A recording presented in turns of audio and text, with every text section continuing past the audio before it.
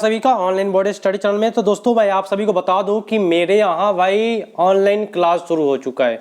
और ना जो लोग कोई भी टेट की तैयारियां करना चाहते हैं, वह सी टेट हो, यूपी टेट हो या कोई भी टेट हो, आप कोई भी टेट की तैयारियां करना चाहते हैं तो आपको रेगुलर 8 बजे शाम को आना पड़ेगा मेरे यहाँ।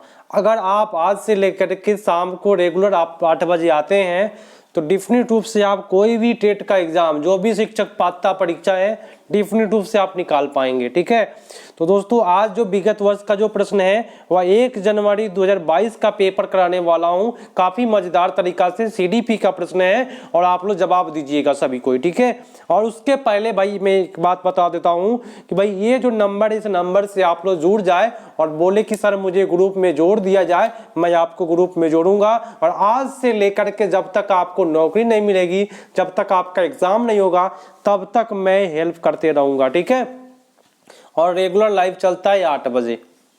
चलिए शुरू करते हैं। आज का क्लास काफी धमाकेदार होने वाली है। और मेरे यहाँ भाई पेडागोजी जो होता है ना, ऑल पेडागोजी होता है, जितना भी पेडागोजी है, मैथ, सीडीपी, ईवीएस, हिंदी और संस्कृत का, इंग्लिश पेडागोजी छोड़कर ऑल पेडागोजी मैं कराता हूं।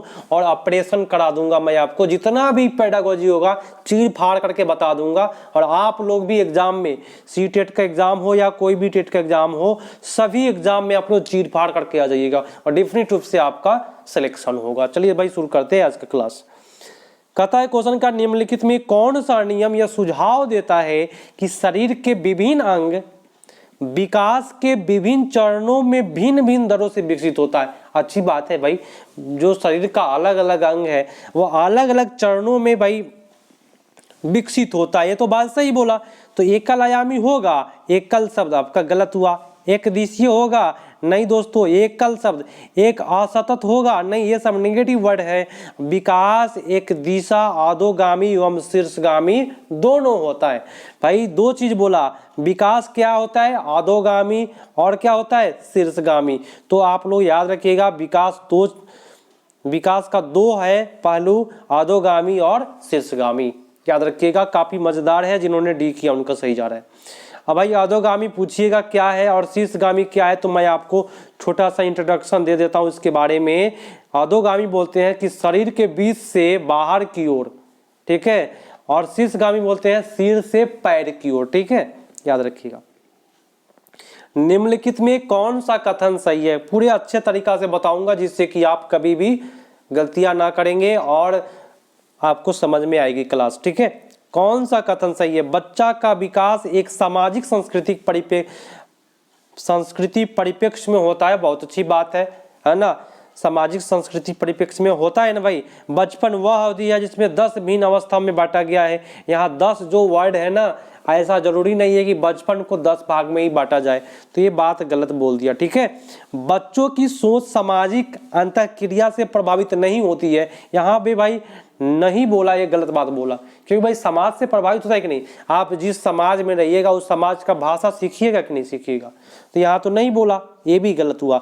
बच्चे का विकास केवल अनुवांशिकता, तो ये भी आपका गलत हो गया। तो सबसे बेटर जिन्होंने ए किया है उनका सही जाते हुए, बहुत बेटर है। आप लोग जरूर कमेंट करके बताइएगा कि 30 में आपका कितना सही गया। और अभी तक आप सभी दोस्त लाइक नहीं किए ना, एक बार लाइक कर दीजिए और अपने फ्रेंड के पास शेयर करके बुला लीजिए कि आज से ही क्लास आपके फ्रेंड ज्वाइन कर जाए। और आपके फ्रेंड और आप जब लाइव क्लास में जब शामिल होंगे तो कंपटीशन बनेगा कि कौन ज्यादा सही करने वाला है ना। तब भाई तैयारी जो होगी ना वो काफी धमाकेदार होगी। ठीक है, अगला प्रश्न, आनुवंशिक विन्यास के पूर्व निर्धारित रूप से प्रकट होने की प्रक्रिया क्या कहलाती है। अनुकूलन, अधिगम, समाजीकरण, परिपक्वता। देखिए, आनुवंशिक विन्यास पूर्व निर्धारित रूप से प्रकट होने वाली प्रक्रिया, मेरी बात ध्यान से सुनिएगा तब समझ में आएगा। देखिए, आनुवंशिक बोलते हैं क्या, माता पिता का, मैं आपको फिगर बना के बता देता हूं, माता पिता का जो गुण होना चाहिए वो बच्चों में होना चाहिए। ठीक है, माता पिता के गुण बच्चों में जब आता है तो उसको आनुवंशिकता कहते हैं। ध्यान से समझिएगा। ये कहा कि आप पूर्व निर्धारित प्रकट होने वाली प्रक्रिया, तो माता पिता का गुण कब आता है, बचपन में दिखाई नहीं देता है दोस्तों। जब आप, जैसे ही आपका उम्र बढ़ेगा, जैसे ही आप परिपक्व होइएगा, तब आपको पता चलेगा कि भाई माता का गुण आया है या पिता का गुण आया है या नाना का गुण आया है ना। तो ये पूर्व निर्धारित कब प्रकट होती है प्रक्रिया, तब परिपक्व होंगे ना, तब प्रकट होगा कि हाँ भाई ये बच्चा जो है इसके अंदर माता का गुण है या पिता का गुण है या अदर जैसे नाना नानी का भी गुण आ जाता है तो वो भी हो जाएगा। ठीक है, तो यहाँ परिपक्व सबसे बेटर होगा। जिन्होंने डी किया उनका सही जाते हुए, समझ में आई ना बात। अगला प्रश्न है, कहता क्या है भाई, समाजीकरण का प्राथमिक समाजीकरण का द्वितीय कारक है। ध्यान से समझिए, समाजीकरण का प्राथमिक और समाजीकरण का द्वितीय कारक। तो सबसे पहले प्राथमिक तो हमको पता है कि परिवार होता है ना भाई, तो बाकी तो कोई ऑप्शन हुआ ही नहीं। और दूसरा क्या होता है, विद्यालय होता है। तो क्यों नहीं भाई ये कर देंगे भाई, कोई दिक्कत है क्या? नहीं, इसमें कोई गलती नहीं करेंगे। हाँ, एक विशेष सूचना मैं देना चाहूँगा कि ऑनलाइन जो क्लास चल रहा है वह रेगुलर 8 बजे चल रहा है, लाइव चल रहा है, आप लोग ज्वाइन करिएगा। अगर आप ऑफलाइन ज्वाइन करना चाहते हैं, ठीक है, तो ऑनलाइन तो भाई फ्री है, आप ज्वाइन कर सकते हैं कभी भी। ठीक है, ऑफलाइन ज्वाइन करना चाहते हैं तो आपका जो बैच मैं शुरू करने जा रहा हूँ 10 मार्च से 3 बजे से आपका बैच शुरू होगा और लगभग ये आपको 5:30 तक चलेगा ये बैच। ठीक है, तो मेरे नज़दीक से हैं आप लोग तो आप लोग जरूर जुड़िएगा। ठीक है, 10 तारीख 3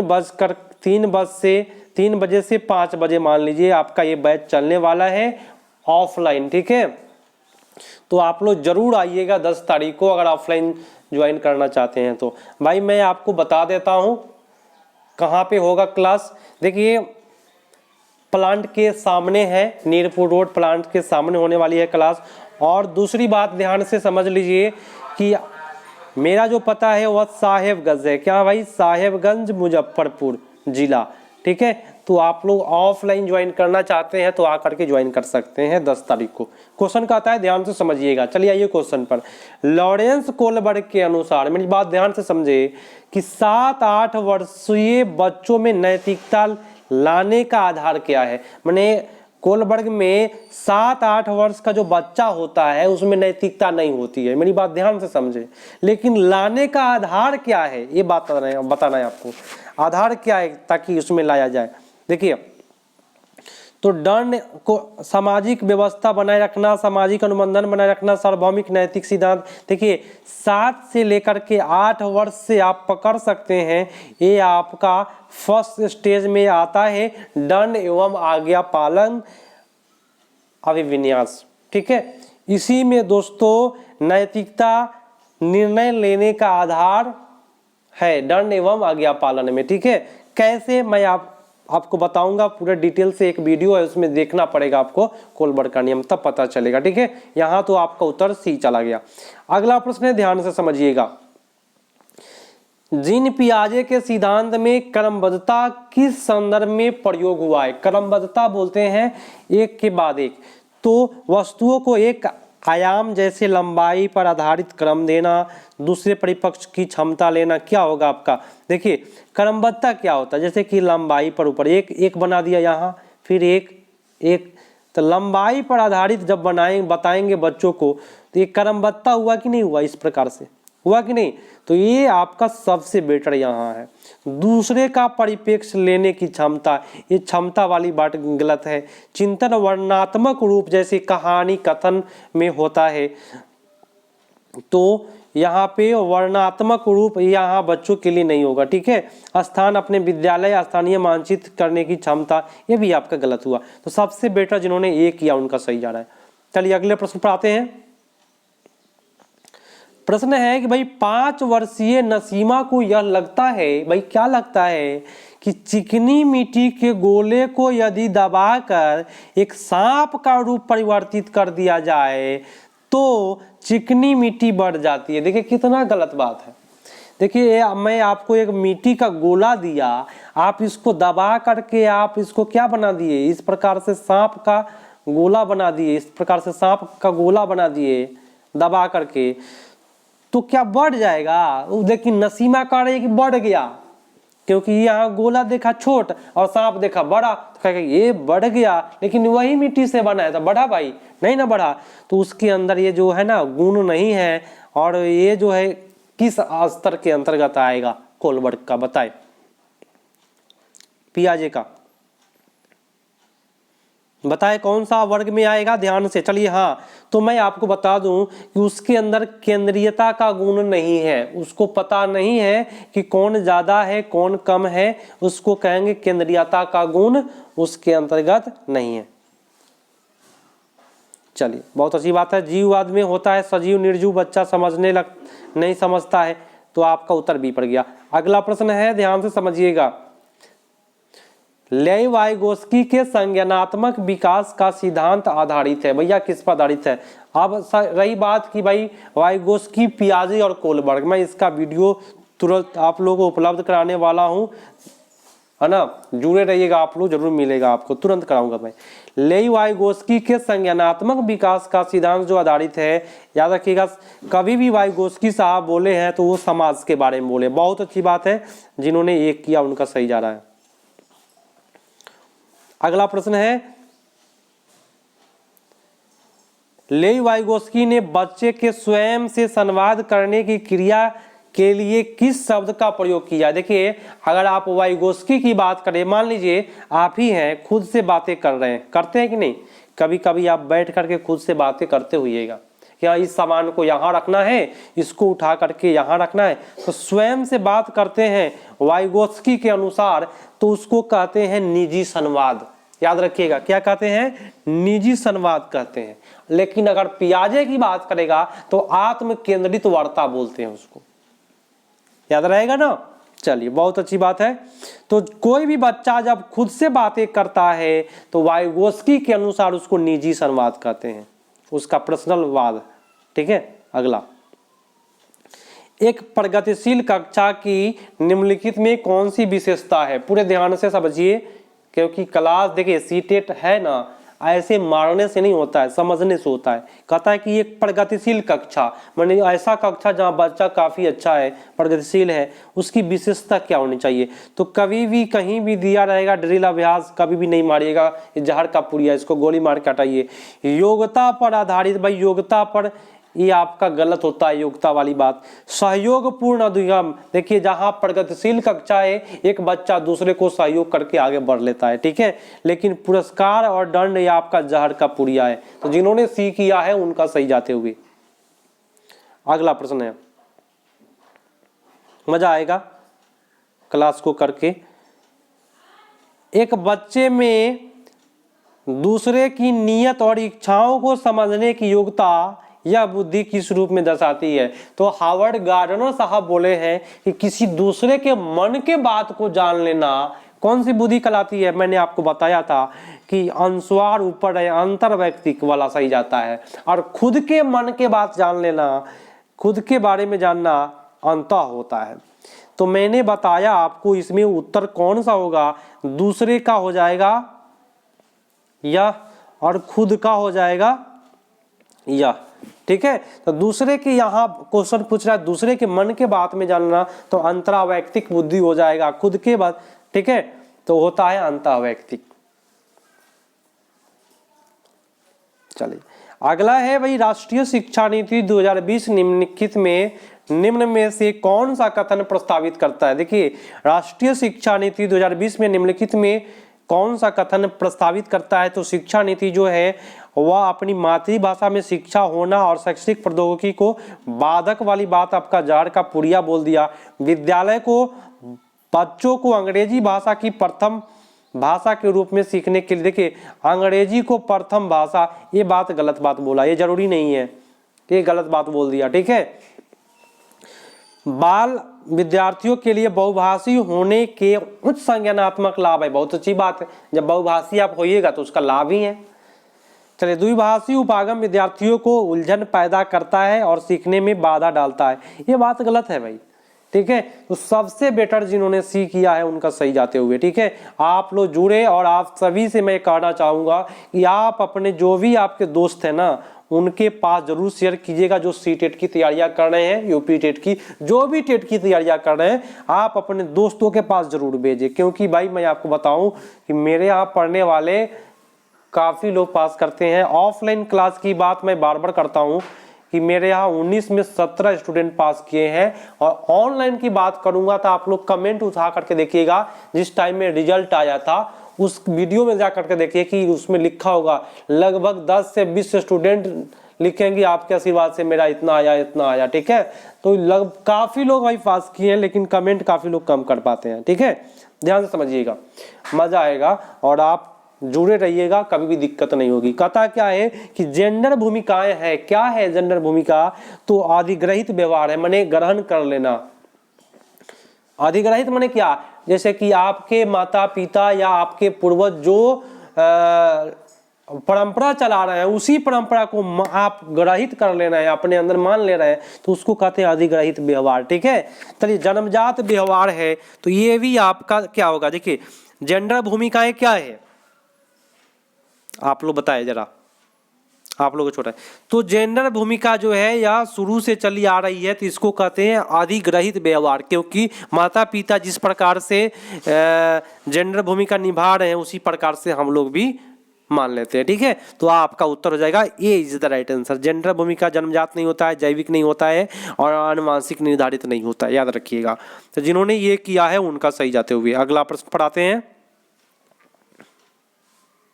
मजेदार सेशन होगा कि सतत एवं सामग्री मूल्यांकन का प्राथमिक उद्देश्य क्या है? सतत एवं सामग्री मूल्यांकन का प्राथमिक उद्देश्य है छात्रों के प्रदर्शन की एक दूसरे से तुलना करना। मेरी बात ध्यान से सुन ले आप लोग, आज से लेकर के एग्जाम तक तुलना वाली बात करेगा तो ये जहर की पुड़िया है। तुलना मनोवैज्ञानिकों का कहना है दोस्तों, सुन लीजिए, कि तुलना करने से बुद्धि घटती है। छात्रों की समझ को आंकना और पाठ्यक्रम शिक्षा शास्त्र के अनुसार रूपांतरित करना, बहुत अच्छी बात है। छात्र को आंकिए और पाठ्यक्रम और जो भी शिक्षा शास्त्र है बच्चा के अनुसार बदलिए। बदलिए माने क्या? रूपांतरित करिए। ये तो बहुत अच्छी बात है, बोल दिया, बोलो ना भाई। छात्रों को उनके प्रदर्शन के अनुसार, ये प्रदर्शन के अनुसार नहीं करना है वर्गीकृत, ये बात गलत है। छात्रों को किसी विषय में सफल और विफल घोषित करना। देखिए विफल वाली बात आपका जहर का पुड़िया है।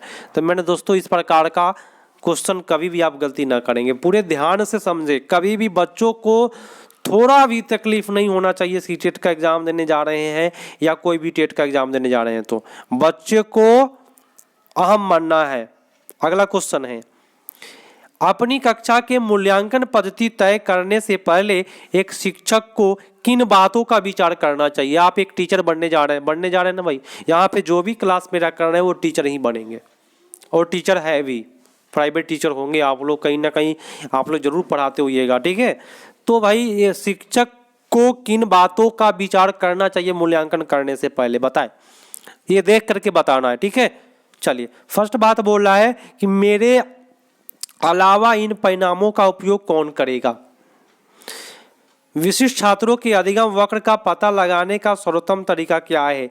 भाई विशिष्ट छात्र, ये आपका गलत बात है। कौन सा तरीका अध्यापिका को स्वयं के शिक्षा शास्त्र पर चिंतन करने में मदद करेगा? कौन सा तरीका अध्यापिका को स्वयं के शिक्षण शास्त्र, स्वयं के शिक्षा शास्त्र वाली बात क्या हो रही है? ये बात गलत हुआ। कौन सी विधि, ध्यान से समझे, कौन सी विधि छात्रों के उच्च अंक पाने में मदद करेगा? तो ये भी गलत हुआ। तो दोस्तों स्कूट में सीटेट आयोग ने जब रिजल्ट जारी किया था उस टाइम में आपका इसमें उत्तर नहीं था, तो एक नंबर बाद में जब रिवाइज रिजल्ट दिया था सीटेट पिछला बार रिवाइज रिजल्ट दिया था, काफ़ी लोग भाई कमेंट करते हैं कि नहीं दिया था, देता है भाई, 1 महीना लगता है उसका, दिया था पिछला बार। तो मेरे यहाँ से एक स्टूडेंट फेल कर रहे थे तो वो पास किए थे। ठीक है, तो इस प्रकार के जब भी प्रश्न आएंगे तो आप यहाँ पे पूरे ध्यान से करिएगा, कोई दिक्कत नहीं, इस पर नंबर मिलता है। चलिए अगले प्रश्न पर आते हैं, इसको छोड़ के चलते हैं। समावेशी शिक्षा से क्या अभिप्राय है? समावेशी शिक्षा बोलते हैं जहाँ पे सभी वर्ग के बच्चे आए, ऊंच नीच कोई भी जाति के बच्चे आए, उसको समावेशी शिक्षा। तो समावेशी शिक्षा से अभिप्राय क्या है? तो आर्थिक रूप से कमजोर नहीं भाई, जो कमजोर होगा उसी को पढ़ाएंगे, ये गलत बोल दिया। दिव्यांग विद्यार्थी सिर्फ विशेष विद्यालय में, भाई सिर्फ वाली बात आपका गलत बात है, जड़ की पुड़िया है। सरकारी विद्यालय में केवल अंग्रेजी पढ़ाएंगे, भाई ये बात गलत है, सुन लीजिए। योग्यता से परे मेरी बात ध्यान से समझिएगा। योग्यता वर्ड जहर का पुड़िया है, लेकिन पढ़े जब बोल दिया ना तो योग्यता हट गया। मैंने योग्यता को छोड़कर, पढ़े बोले तो क्या छोड़कर सभी बच्चों की गुणवत्ता शिक्षा उपलब्ध करवानी चाहिए, ये बहुत अच्छी बात है। तो आपका उत्तर जो हो गया डी हो गया, ठीक है, बहुत अच्छी बात बोला यहाँ पे। अगला है आपका कथन कारण, जो सबसे इजी होता है लेकिन काफी लोग डर जाते हैं। समझिएगा मेरी बात ध्यान से, कथन कारण को कैसे डील करते हैं। पढ़ते समय एक शिक्षक को पाठ सामग्री को दर्शाने के विभिन्न तरीके अपनानी चाहिए। अच्छी बात है कि नहीं? ये तो सही हो गया, हुआ ना भाई।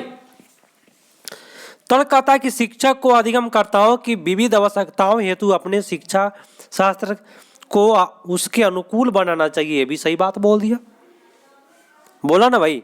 तो ये आपका दोनों सही है और इसका व्याख्या भी कर रहा है, क्योंकि भाई ये दोनों जो है ना एक ही टॉपिक के बारे में बोला जा रहा है, इसलिए यह व्याख्या करता है। आपका उत्तर ये होगा। नेक्स्ट है कि एक बच्ची लिखाई में नियंत्रण कठिनाई का सामना करती है, उसे अक्षर बनाने और शब्दों के बीच अंतराल करने में चुनौती महसूस कर रही है। तो लक्षण किस आधार पर किस विकार को इंगित कर रहा है? भाई क्या कर रहा है? लिखाई में कठिनाई, माने लिखने में कठिनाई होता है तो लेखन वैकल्य हो जाएगा। और लेखन भाई कहीं भी ऑप्शन में नहीं है, समझिए मेरी बात। लेखन को ही कहते हैं आलेख। देखिए कैसे फंसाता है क्वेश्चन, तो आलेख वैकल्य आपका उत्तर हो जाएगा। हुआ ना भाई? अच्छा, चलिए अगले प्रश्न को आइए करते हैं। विद्यार्थियों में व्यक्तिगत विभिन्नताओं को पूरा करने के लिए एक शिक्षक को भाई क्या करना चाहिए? मानकीकृत पद्धति। मानकीकृत आपका गलत होता है भैया, ठीक है। ये मानकीकृत जो वर्ड है आपका जहर का पुड़िया है। रटने पर आधारित ये आपका जहर का पुड़िया है। देखिए कैसे करते हैं, बल देने वाली बात जहर का पुड़िया है। और पेपर पेंसिल आज तक कभी सही नहीं हुआ। और पुनः स्मरण पर बल देंगे तो जो बच गया आपका बी बचा भैया, बचा ना। तो इसी प्रकार से आप लोग पेडागोजी का ऑपरेशन करके आइएगा। 3 ऑप्शन छाटिए, एक ऑप्शन आपका सही चला जाएगा। तो शास्त्रीय उपागम और मूल्यांकन विविध संसाधनों का उपयोग करना चाहिए। बहुत अच्छी बात है जिन्होंने बी किया। निम्नलिखित में कौन सा सृजनात्मकता का अनिवार्य लक्षण है? सृजनात्मक का मैंने दोस्त बताया था, एक बात मैंने आपको एक बार बताया था कि एक वीडियो है, उसको जा करके अगर आप देख लेते हैं तो कभी भी आप कोई भी टेट का एग्जाम देंगे फेल ना करेंगे। क्योंकि सृजनात्मक का सबसे बेटर दोस्त जो होता है वो अपसारी होता है। मैंने उस वीडियो में बताया है बहुत सारा इस प्रकार का कीवर्ड, कौन किसका दोस्त है, कौन क्या रहेगा तो क्या सही जाएगा, मैंने उसमें बताया है। नेगेटिव पॉजिटिव नहीं होता है ये सब, क्या रहेगा तो क्या सही जाएगा उसमें मैंने बताया वीडियो में, ठीक है। फिर से मैं उसको ग्रुप में डाल दूंगा, एक बार आप लोग देख लीजिएगा। बाकी सब आपका गलत हुआ। अगला है भाई कि छोटे बच्चे ज्ञान की संरचना और अर्थ किस प्रकार निकालते हैं? भाई छोटे बच्चे जो होते हैं किस प्रकार से निकालते हैं? याद करिए, सक्रिय रहेंगे तब निकालेंगे, खेल के द्वारा निकालेंगे, पदार्थ पर क्रिया और प्रयोग करके निकालेंगे, और अपने दोस्त एवं वयस्क के साथ सहयोग या सहभागिता के द्वारा निकालेंगे। बहुत अच्छी बात है जिन्होंने डी किया। अगला क्वेश्चन है, ध्यान से समझिए।